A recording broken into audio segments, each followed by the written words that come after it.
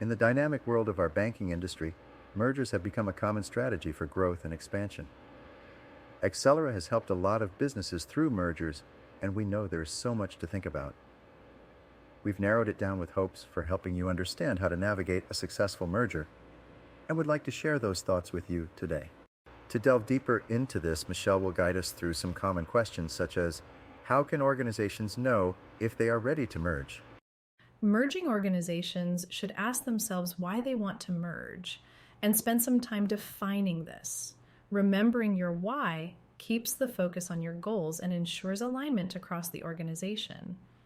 You will also want to assess your people, processes, and technology to ensure a seamless integration. Gathering and solidifying these key elements will help you in gaining committee and board compliance to solidify the merger's foundation.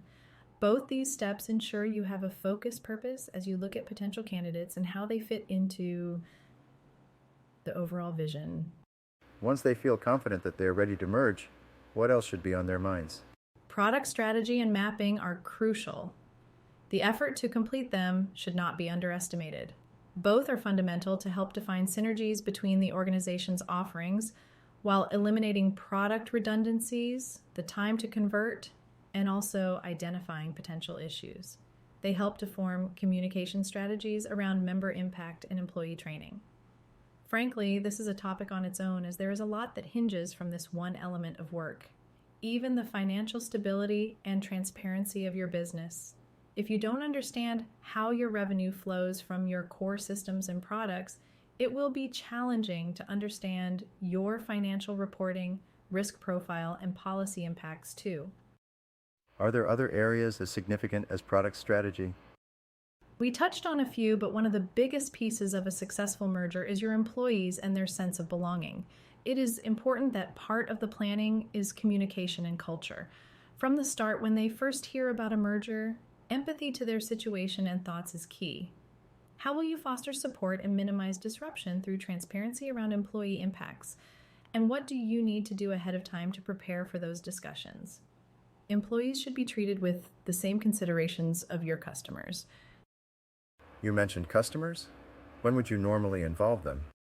Yes, customers are always key, especially if they are also your shareholders. It is important to plan for their agreement around the actual merger.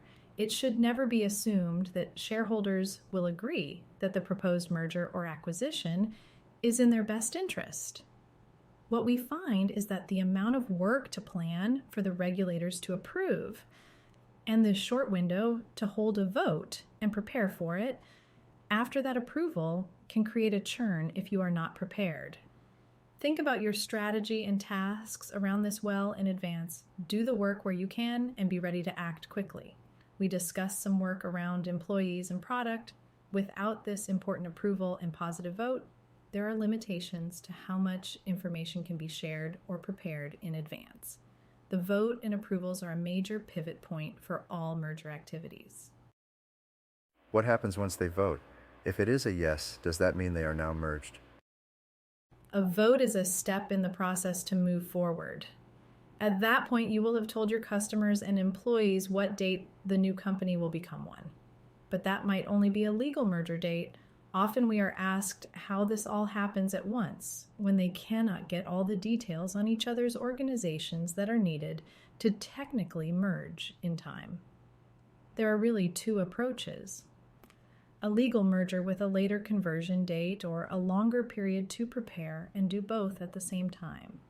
The first is a tactic to de-risk and is the one we see most often.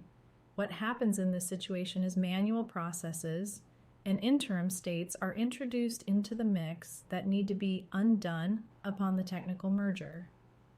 Should the decision be to execute both together, there is a significant amount of commitment and trust that needs to be in place before, during, and after the selected merger date, including with all the third parties from both organizations. This is a go-slow approach with a lot of planning, transparency, and stakeholder support. The conversion itself has a lot of moving pieces. Consideration around the financial alignment, data migration, and integration of each aspect of your systems takes time. The conversion really is the moment when two entities become one cohesive entity.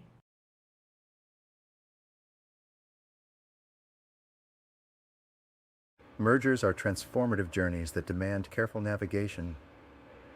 By prioritizing readiness, product mapping, embracing patience, and valuing your members and employees, you pave the way for a successful merger that propels your organization towards a brighter future.